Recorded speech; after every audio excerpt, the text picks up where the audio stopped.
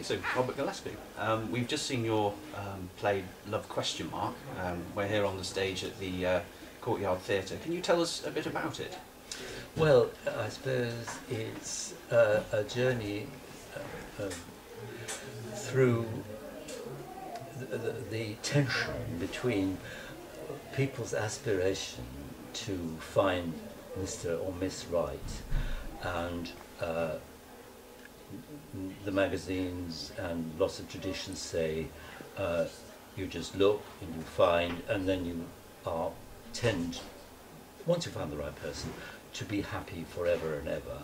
Yes. And therefore, in the West anyway, we aspire towards monogamy, and I'm questioning that. Yes. Because what I seem to notice in terms of now a considerable years of watching myself and other people is that there aren't that many monogamous humans.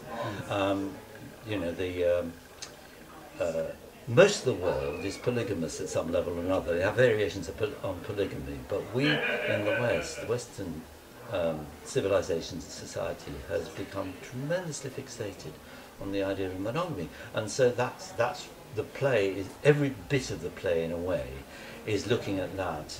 Yes. From the oddest angles, you know, close up, distantly, upside down. You know. Yes, and you have a good dichotomy between the young, the middle-aged man in it and the younger woman. He's kind of, well, he's a retired estate agent, is that right? And I suppose quite a beige kind of character in a way, but he has this sexuality within him that he can't suppress. Was there a particular inspiration in mind behind the character of Michael? Well, in one sense, he's every man, and he's obviously not some amazing historic or present sexual athlete. He's more like the bloke across the road who lives in Chiswick, you know. Yes. I mean, and he always got a nice lady that he appears to be married to, and suddenly a couple of kids as well. But what he's dreaming about, as I know from all kinds of bits of watching, reading, you know, my daughter went to she went to St Paul's School, and we got to know the parents, and almost, you know, a huge percentage of them was certainly on their second marriage, and some of them on their third, but they were all absolutely charming, delightful English people on the whole, you know, or, you know, cultivated mostly, but nevertheless their eyes rove, and then when you get to know them, you find out what they actually get up to. And so this strict bonding that's in the book, written up somewhere as the way to be, turns out not to be put into practice by a lot of people. I like the idea of, as you say, the beige man, who, with all kinds of hidden fires that he can't express. I think a lot of people settle for second rate, and a lot of people do what people call cheating, but very discreetly. Much less these days, of course, a lot of people are up front. And I was interested in the contrast between people who answer ads, put in ads themselves, where it gets very, very raw, and go online and watch extremely explicit raw stuff, and just say, you know, I've got, you know, I'm looking for target effect quickly, and then the other people who basically are still brought up with it. It's a tremendous mix at the moment, and you find everything going on, and people straying from one kind of territory to another, and then when they go abroad they behave one way, and then when they come back home another way. But behind it all, to me, is the myth of monogamy, and so that's the backdrop. You know, because I suppose I feel that the rules say that if you are with somebody that you've said, I really want to be with you, and the other person says, I really want to be with you too, and it's open-ended and I can see it going on forever, and then you say, where were you last night? Oh, yeah, I was working late, sorry. You know, I'm actually, a friend told me that saw you with a, you know, and then you're supposed to have made some sort of mistake. something has gone wrong. The norm, the rule, the set pattern has somehow been disrupted. And if you could get enough advice and go to enough knowledgeable, experienced people, they could set you back on that line where you continue to be beige and basically happy with your nice lady who does, keeps the home very nicely and does a little bit of work on something on the side. So it's a bit, I mean, Walter Mitty to me is an interesting sort of template for this guy. Yes. I mean, not because people get Walter Mitty wrong. Walter Mitty is just an ordinary guy living an ordinary life who dreams. So I love the idea of estate agents. You may have got from this that estate agents are not my favourite people. I mean, I can put up with them, but you know what I mean. But I mean, I don't want to knock the guy. I think you're in the majority there. But yeah, but he's kind of ordinary, and not the sort of person who'd hire a whore from Argentina. Well, yes, but I mean, then this Maria comes into his life, and she's in so many ways the opposite, isn't she? And there's a power play that then happens between them, because in some ways he's in charge, having brought her over and keeping her, and in other ways she knows how to use herself to get what she wants. Well, at one level, I think this is a feminist tract, because it seems to me that in practice, the dominant gender, sex, is male, and it's a lot to do with physical strength, the hormones that flow through you, etc., etc., the chemistry that's going on, and therefore their aims and goals are not hugely different, but very importantly, subtly different. And a woman needs somebody to stay with her if she's going to breed. She's going to have kids. You need somebody around because she's awfully tied up with them. And a bloke, essentially, can get his genes out there literally limitlessly. So that to me is the basic tension. So what I picked Maria, as it were, straight from life, if you're interested in how people live in unfortunate parts of the world, because I wanted to put on stage two people so polar, so at such that they're a completely unlikely couple. Yes, but there's a good sort of catalyst between them. But if you use your money for a particular purpose, and the point of I get him to do quite deliberately, not just get her off and out in a phone booth, but to do a bit of research, take a bit of trouble. She's got a bit of a dossier, she's got a bit of background, and so she should be okay.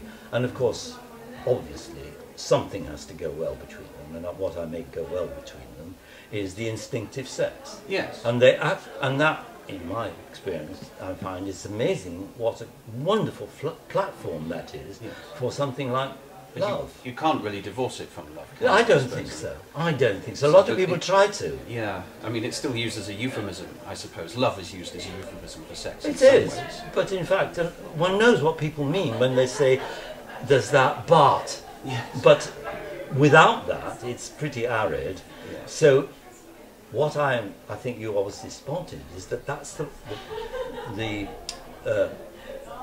basis from which everything springs that works for them and keeps them looking for what there might be, with him having had a long marriage and absolutely wanting not to commit anymore but have a lot of fun and live in the present day to day and not make any. And she turns out to be somebody that's carried an absolutely pure notion of being with somebody who's right for her for the rest of her life, and she's tried it once, as you see from the play, and she was ditched. Even then she was ditched, and she thought that might have been it.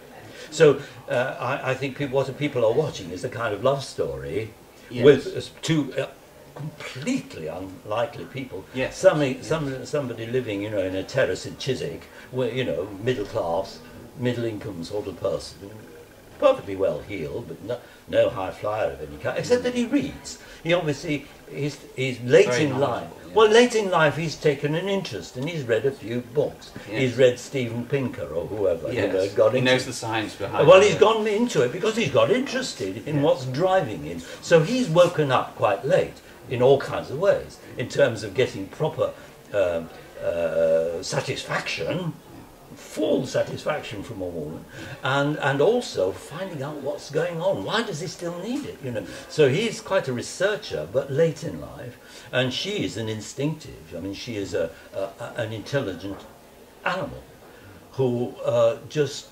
I mean, to have survived till we see her on this stage is in itself amazing. One, she has to be lucky, which is why she calls herself Lucky Maria. People call her Lucky Maria because that kind of woman will normally be dead by the age of 18 or 20. I mean, they're because they go with everything that's going on. They get exploited by a hustler or a pimp or whatever, and if there's an opportunity, it's the immediate, you know, for food, for whatever, and they're dead. So she's pretty amazing, if anybody knows any background to this kind of thing, to have survived as far as this. And of course, part of it, I think, has been her dream. Yes, The aspiration that she's clung on to something which, how amazing, you know. Is sex still a taboo subject then, do you think? Because it's Well, years ago, the first part of what may turn out to be a three part venture is I thought the last taboo in England was death. Yes. And I wrote a piece about death, which I played myself with an actress, in which the actress played 9 parts. Somebody said, well, if you want to get published, you want to add something. And I began to add more to it. And this is My Heart, is it? My Heart, yes, was about death. And so I thought, you know, I just went on exploring to see where it would take me. But in terms of taboos, I thought about writing love then, something, you know, but I thought it's taken a while. But the English have finally come to terms with sex. I came to that conclusion. I wrote for That Was the Week That Was, and I remember in the 1960s, that was the difficult time when the English were with great difficulty coming to terms with sex. They were bracing themselves and they were facing it, and they were going out there and yes, exactly. And but they were, and then there was all that explosion, and poor old Larkin saying it all started too late for him, and Betjeman the same, you know. And you tackled religion as well in that. Yeah, absolutely, that's right, that's right. But I mean, well, that goes on, being, difficult. But I think the English have actually caught up with sex, which is why I went for death. But I think what they perhaps resist, in terms of all the magazine import, the very attenuated biblical import, the fact that something's written up there which is about Mr. and Miss Right, and you've got to find them and stay there forever.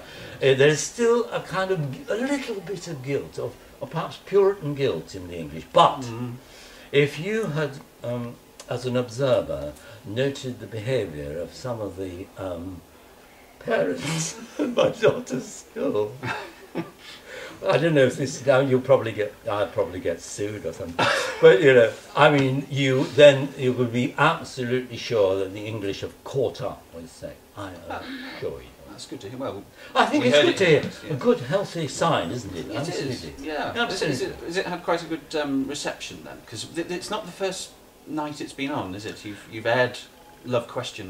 Yeah. last year. Well, we quite deliberately. We started it very, very quietly. So quietly that hardly anybody came, because nobody knew it was a new theatre. We opened a new theatre on the Euston Road. Oh. But I was quite pleased because it was in development. We then did a lot of work on it, and we tried it out in Barnes at an old post office sorting office. How did that go down? And we only did, I think, 4 performances, but again, it moved on tremendously. And now we're coming out risking, you know, no holds barred, stripping everything and saying, we think it's ready for you to see, you know. So, and I you know, there's still for me work to do on it, but I just feel that it's. I got the feeling from many people's response, because some of the people had seen it before, and they're a very good thermometer. You can say that, gosh, that's changed. Wow, you know. Yes. So I'm hoping that we. I mean, it's not an easy piece, as you can see, but then I've never, as an actor, I would flash anything for money, you know. I mean, I spent most of my life in comedy and television, yes. And that's what you do. But as a director, I didn't want to do the same thing, so I've always done quite, you know, complex, yes. profound, you know, exploring stuff. So is the plan to do the other two parts of it as well? Yes, I mean the short answer is yes. If we can, I mean it'll partly mean depend on how we think this goes. If we, you know, we're going to the Taboos and we think after this, it's just doing 5 here, which I notice our people are supporting us as calling our previews. But I mean I think it's way beyond ordinary previews. But I mean. And then at the Taboos, we actually have a press night, and that's the first 4. Yeah. And that's I mean, the 8th to the 23rd. 8th, and if it goes well enough there, then we'll talk to everybody about beginning to add the other 2, because I love. They're both for 2 people. All 3 are for 2 people. Is it the same characters? Sorry. The bloke is variations on the same character. Okay. I mean, in this one, he's much harder, much less giving.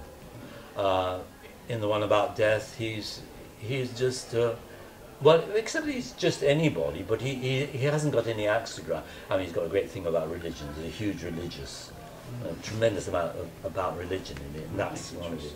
A huge amount, because of course he's found out he needs a heart transplant, you see. Right. And the phone keeps ringing. Yes. It's always the wrong bloody call. You know, somebody asking if he wants his pet. You know. So he's facing the great fright. So he's great fright. So he gets visited by gurus and Zen Buddhists and a Catholic nun. Yes. And so on, just to check out where he is. And of course, a scientist. Exactly. And a scientist who puts him, tells him where it's at in a way. But tremendous exploration. And then, of course, the heart arrives, but there's a twist. Oh, well. Yeah, so we would like to do that. As I say, the bloke is always plays just the bloke in all 3. Right. But as I say, in the one about death, the actress plays 9 parts, including men. Well, you could see what she played in this, and in the one about war, she plays about 4 parts, 1 mainly, but she flips in and out. So she's very much the all-purpose actress, you know, this performer. So do you feel you can sit back and relax and enjoy it now when it's going to be shown at the Taboos? I feel that we've got to a good place to now do some more subtle honing work, just polishing, because so much of when you have so much to say, a huge amount of it is one, phrasing. Absolutely, to link the ideas through. You can say all this stuff, and it can sound as if none of it ties in with any of the other parts of it. But if you find the key words, which is one of the things we've been doing, you can help the audience realize that every part of it actually is related to the main idea. So a lot of it is working on phrasing now. That's one thing. And then pacing, because the other thing is it can be in danger of getting even paced. And so one has to say to people, and the climaxes, one has to say, you really go for it there, really go. So that you can buy some quietness, or some pauses and some stillness, you see. So that's the kind of work we're now going to go on, and we're really fine-tuning and shaping it. Well, it's certainly a fascinating piece. Well, I'm glad to hear you say that. Right, well, thank you very much for talking to us. Very pleasant to talk to you, and thank you for taking the trouble to come. It's wonderful to see you here. Well, I very much enjoyed it. Thank you. Thank you.